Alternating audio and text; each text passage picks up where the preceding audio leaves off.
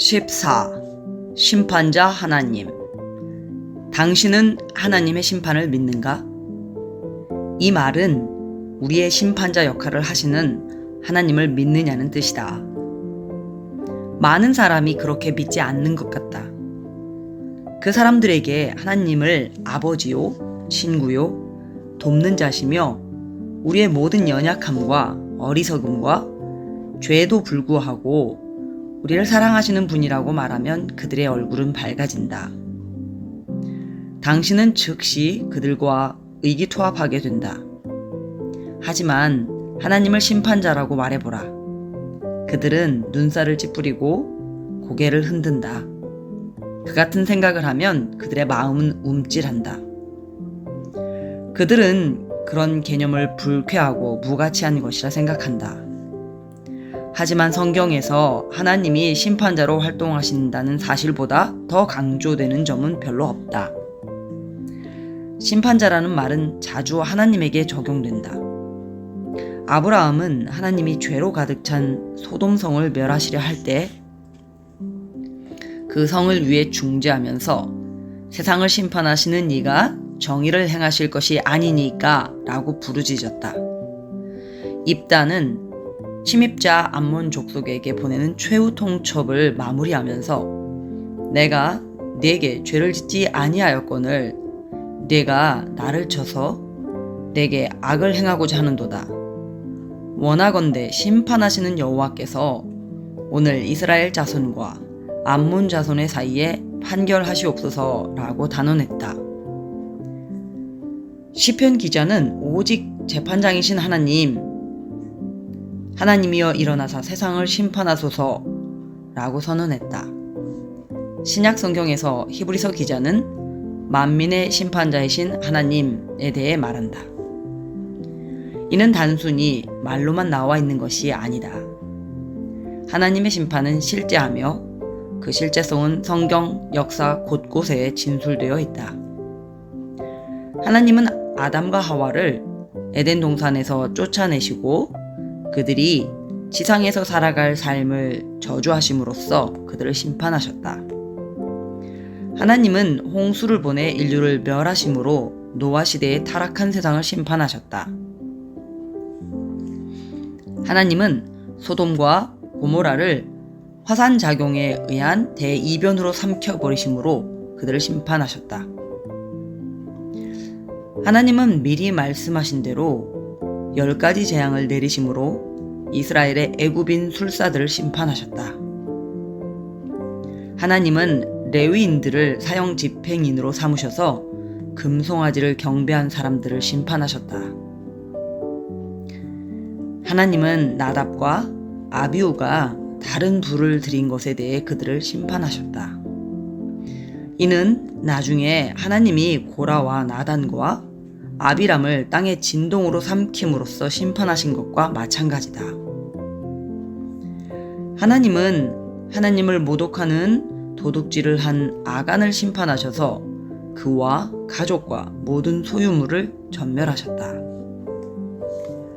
하나님은 이스라엘을 열방의 지배 아래 놓이게 하심으로 가나안에 들어간 이후 그들이 하나님께 충성하지 못한 것을 심판하셨다. 또한 이스라엘이 약속의 땅으로 들어가기 전에 불신앙에 대한 궁극적 징벌은 국외의 추방이 될 것이라고 위협하셨다. 그리고 결국 선지자들의 반복된 경고 후에 이러한 위협을 실행하심으로 그들을 심판하셨다. 그리하여 북왕국 이스라엘은 아수르의 포로가 되었고 남왕국 유다는 바벨론의 포로가 되었다. 바벨론에서 하나님은 불경함으로 인해 느부갓네살과 벨사살을 심판하셨다. 느부갓네살은 자신의 삶을 바로잡을 시간을 부여받았고 벨사살은 그렇지 못했다. 하나님의 심판 기사는 구약 성경에만 국한된 것이 아니다. 신약 성경에서도 그리스도를 거부한 유대인들에게, 하나님을 속인 아나니아와 삽비라에게, 교만한 헤롯에게, 복음을 반대한 엘루마에게, 그리고 고린도의 그리스도인들, 그들은 특히 성만찬과 관련된 불경으로 인해 질병을 앓았다. 그리고 이것은 성경에 나와 있는 하나님의 심판에 대한 수많은 기사 중 몇 개만을 뽑아 본 것이다. 성경 역사에서 성경의 가르침, 율법, 선지서, 지혜서, 그리스도와 사도들의 말씀으로 눈을 돌려보아도 그 모든 것을 장악하고 있는 하나님의 심판 행위라는 개념을 발견하게 된다. 모세 법령은 공의로운 재판관이시며 자기 백성이 율법을 어기면 직접 섭리적인 행동을 함으로써 주저없이 벌을 가하시는 그런 하나님에게서 나온 것이다. 선지자들은 이 심판이라는 주제에 역점을 두는데 사실상 그들의 가르침의 많은 부분은 율법에 대한 해설과 적용, 그리고 무법한 자들과 회개하지 않는 자들에 대한 심판의 위협으로 구성되어 있다. 그들은 메시아와 그의 나라에 대해 예언하는 것보다 심판에 대해 설교하는데 훨씬 많은 지면을 할애한다. 지혜서에도 똑같은 관점이 나타난다. 즉, 욥기와 전도서와 잠언의 모든 실제적인 격언에서 인생의 문제에 대한 모든 논의의 기초가 되는 기본적이고도 확실한 사실은 이것이다. 하나님이 너를 심판하실 것이며 하나님은 모든 행위와 모든 은밀한 일을 선악간에 심판하시리라. 실제로 성경을 읽지 않는 사람들은 구약에서 신약으로 넘어가면 하나님의 심판이라는 주제가 희미해진다고 자신만만하게 이야기한다. 하지만 신약 성경을 아주 대충이라도 검토해보면 구약 성경이 강조하는 심판자로서의 하나님의 행동이란 주제가 약화되기는커녕 한층 강화되고 있음을 즉시 발견할 것이다. 신약 성경 전체는 다가오는 우주적 심판의 날이 확실하다는 사실과 그로 인해 야기되는 문제로 뒤덮여 있다. 어떻게 하면 죄인들이 아직 시간이 있는 동안 하나님과 바른 관계를 맺을 수 있을까? 신약 성경은 심판의 날, 진노의 날, 다가오는 진노를 예상하며 하나님이 보내신 구세주 예수님을 하나님이 정하신 심판자라고 선포한다. 문 밖에 서 계시며 산자와 죽은 자를 심판하기로 예비하시고 바울에게 면류관을 주실 의로우신 재판장은 주 예수 그리스도시다.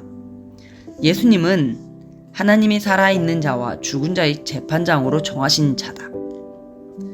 바울은 아덴 사람들에게 하나님은 정하신 사람으로 하여금 천하를 공의로 심판할 날을 작정하셨다라고 말했으며 또 로마 사람들에게 나의 복음에 이른 바와 같이 하나님이 예수 그리스도로 말미암아 사람들의 은밀한 것을 심판하실 것이라고 썼다. 예수님도 똑같이 말씀하신다. 아버지께서 심판을 다 아들에게 맡기셨으니 또 심판하는 권한을 주셨느니라. 무덤 속에 있는 자가 다 그의 음성을 들을 때가 오나니 선한 일을 행한 자는 생명의 부활로 악한 일을 행한 자는 심판의 부활로 나오리라. NEB에서는 나와서 자신들의 운명을 들으리라고 되어 있다. 세상의 구세주이신 신약의 예수님은 또한 세상의 심판자이시다.